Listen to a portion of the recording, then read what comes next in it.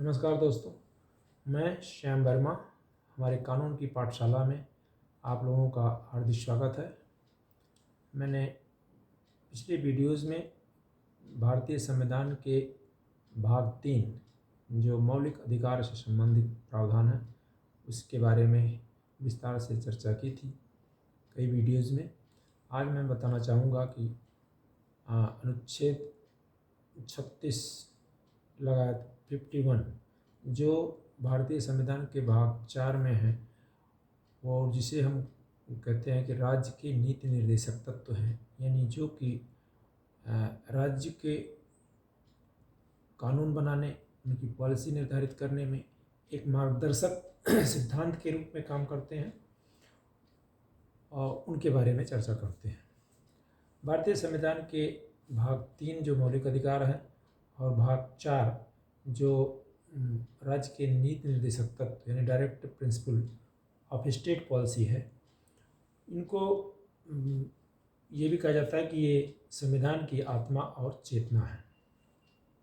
नीति निर्देशक तत्व कार्यपालिका और विधायिका के वे तत्व हैं जिनके अनुसार इन्हें अपने अधिकारों का प्रयोग करना होता है। ये न्यायालय से लागू नहीं कराए जा सकते। ये तत्व वैधानिक न होकर राजनैतिक स्वरूप रखते हैं तथा मात्र नैतिक अधिकार रखते हैं। वे ना तो कोई वैधानिक बाध्यता ही राज्य पे लागू करते हैं, ना जनता हेतु अधिकार कर्तव्य कोई है इसके प्रति। वे मात्र राज्य के लिए ऐसे सामान्य निर्देश हैं कि राज्य कुछ ऐसे कार्य करे जो राज्य की जनता के लिए लाभदायक हो। इन निर्देशों का पालन कार्यपालिका की नीति, विधायिका की विधियों से हो सकता है। इसमें अभी तक ढेर सारे योजनाएं बनी हैं, जिसमें लेबर के लिए न्यूनतम मजदूरी अधिनियम है, जिसमें कारखाना अधिनियम है, उनके बैंकों का राष्ट्रीयकरण है, जमींदारी उन्मूलन है। ये सब से ढेर सारी पंचवर्षीय योजनाएं हैं, मनरेगा आदि हैं। ये सब इन्हीं दिशा निर्देशों के पालन में पॉलिसियाँ बनाई गई हैं। भारतीय संविधान के अनुच्छेद 36 से 51 में ये वर्णित हैं और 36 सिर्फ ये कहता है कि इस भाग के लिए राज्य की परिभाषा क्या होगी। राज्य की परिभाषा वही होगी जो अनुच्छेद 12 में भाग 3 में दिए गए हैं। यानी राज्य के अंतर्गत संसद, सभी विधानसभाएं, सभी सरकारें, सभी प्राधिकारी, अन्य स्थानीय जो अधिकार होते हैं जो भारत सरकार के नियंत्रण में के अधीन हैं, वो सभी आते हैं, चाहे वो बाहर हों चाहे भारत के अंदर हों। तो ये राज्य की परिभाषा में आएगी। यानी ये जो निर्देश हैं ये सभी के लिए है।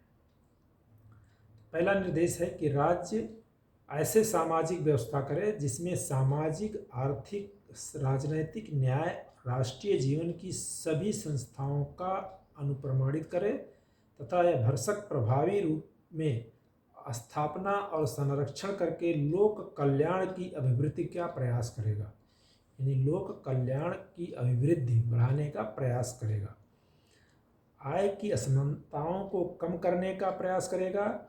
यह आय की असमानताओं को कम करने के संबंध में केवल व्यक्ति के बारे में नहीं है, अलग अलग क्षेत्रों में रहने वाले तथा विभिन्न व्यवसायों में लगे हुए लोगों के समूहों के बीच की जो प्रतिष्ठा, सुविधाएं, अवसर की असमानता है उसे समाप्त करने का प्रयास करेगा।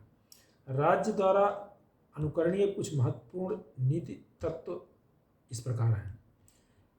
ये राज्य अपनी नीति का इस प्रकार संचालन करेगा कि जिससे यह सुनिश्चित हो सके कि पुरुष और स्त्री सभी नागरिकों को समान रूप से जीविका के पर्याप्त साधन प्राप्त करने का अधिकार हो। समुदाय के भौतिक संसाधनों का स्वामित्व और नियंत्रण इस प्रकार बंटा हो जिससे कि सामूहिक हित का सर्वोत्तम रूप से साधन हो।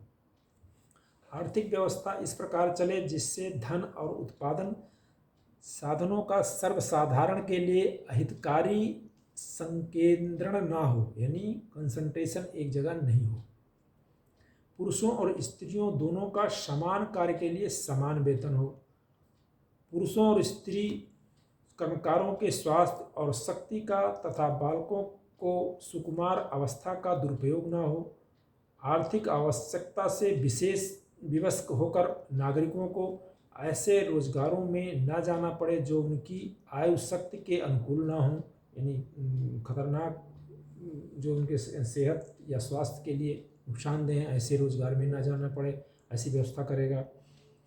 बालकों को स्वतंत्र और गरिमामय वातावरण में स्वस्थ विकास के अवसर सुविधाएं दी जाएंगी और बालकों तथा अल्पवय यानी कम आयु के व्यक्तियों को शोषण से और नैतिक और आर्थिक परित्याग से रक्षा की जाए। इसके अलावा समान न्याय और निःशुल्क विधिक सहायता।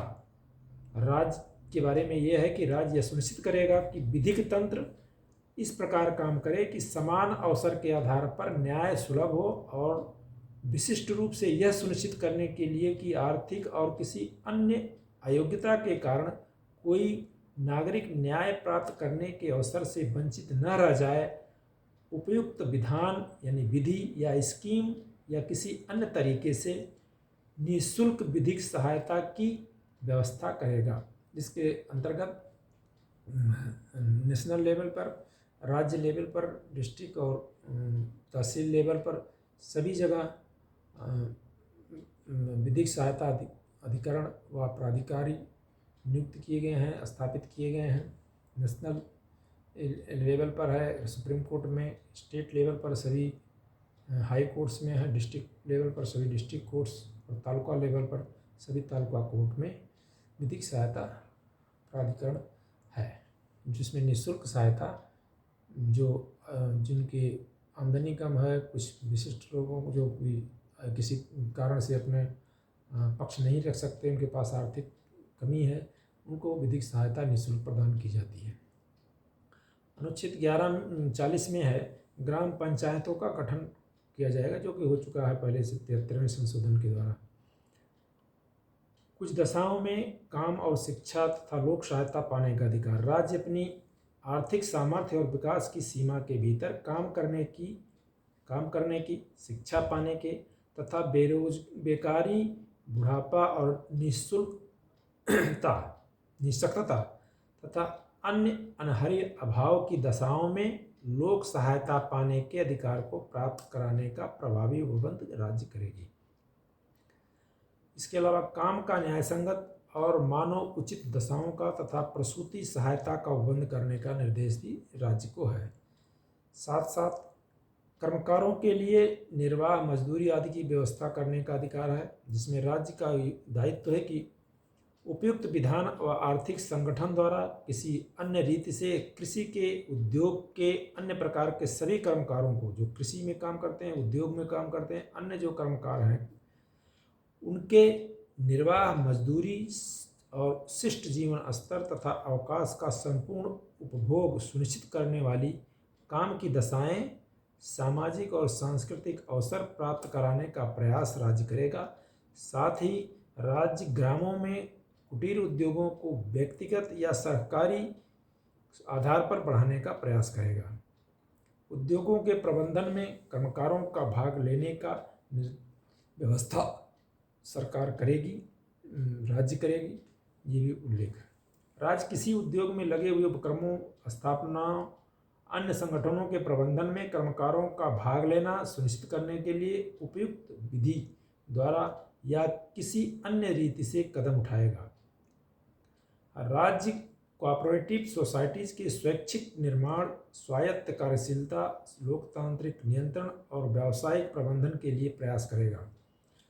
नागरिकों के लिए समान सिविल संहिता, कॉमन सिविल कोड बनाने के प्रयास राज्य करेगा। इस बारे में भी निर्देश अनुच्छेद 44 में दिए गए हैं।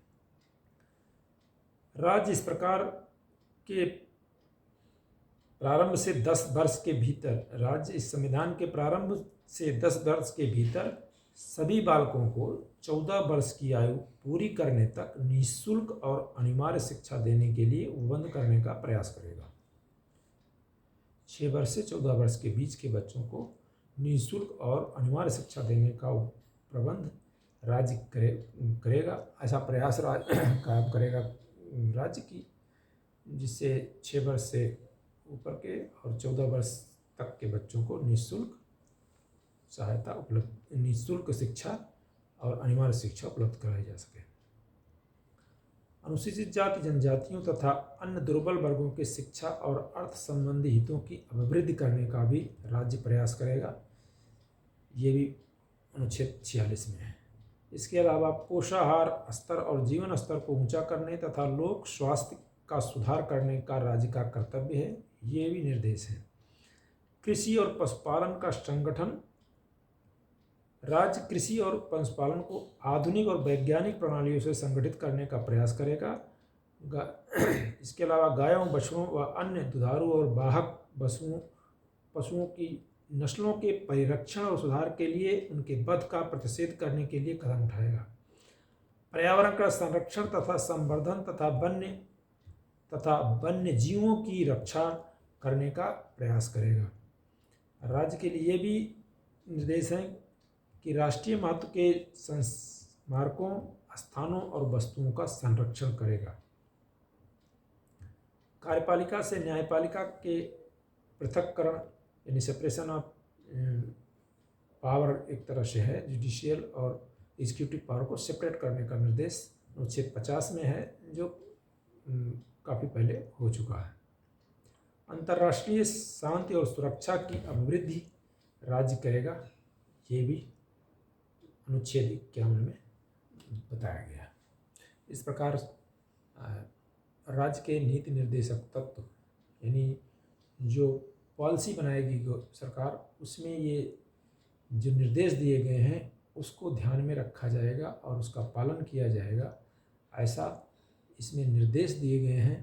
परंतु ये किसी न्यायालय द्वारा लागू नहीं करा सकते और ये कोई अधिकार स्वरूप नहीं है। इसके प्रति कोई जवाबदारी इस सीमा तक नहीं है कि वो कहीं पर निष्पादन या कानून के माध्यम से इसको लागू कराया जा सके।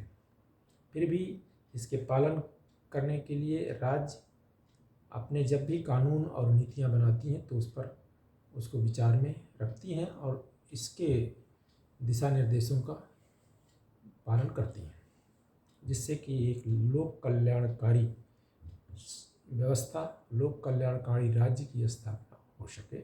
यही इन नीति निर्देशक तत्वों का उद्देश्य है। आज मैं बस इतना ही बताना चाहूँगा। आगे मैं और जानकारी दूंगा। आप लोगों ने यदि मेरे चैनल को सब्सक्राइब नहीं किया हो तो कृपया सब्सक्राइब करना, उसको लाइक और शेयर करें, जिससे आगे की जब वीडियोस आने वाले हैं उसके नोटिफिकेशन आपको मिलता रहे। नमस्कार, जय भारत, जय संविधान। आगे फिर मिलते हैं। तब तक के लिए आप लोगों ने वीडियो देखा उसके लिए धन्यवाद।